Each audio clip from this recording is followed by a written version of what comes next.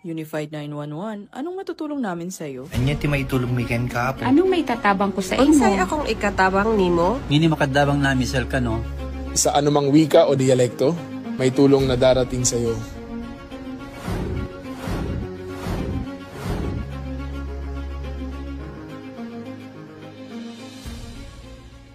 Lilingkod sa bawat Pilipino at magbibigay ng tamang impormasyon para sa tahimik at maayos na Pilipinas. Police News Network, alagad ng batas, tagapagtaguyod ng balitang pulis, sandigan ng mamamayan, patnubay ng katotohanan.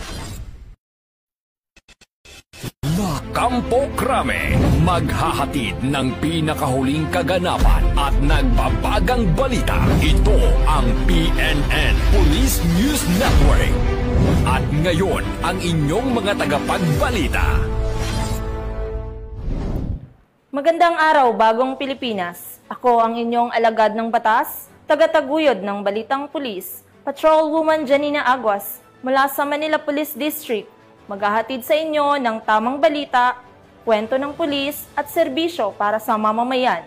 At ito ang PNP News Online, ang pangunahing balita ng Police News Network.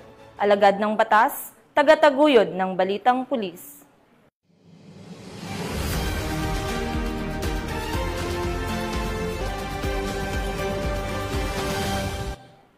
Narito ang mga balitang dapat nyong abangan.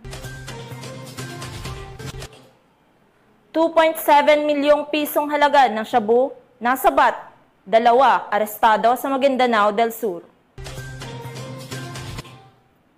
Cebu City Police Office nanguna sa pagpapanatili ng kaayusan at seguridad sa huling araw ng 2025 bar examinations.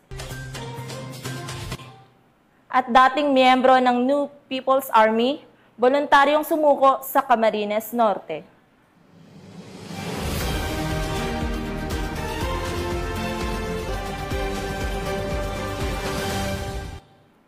Narito ang mga balitang hatid ng ating PNN correspondents mula sa iba't ibang panig ng bansa.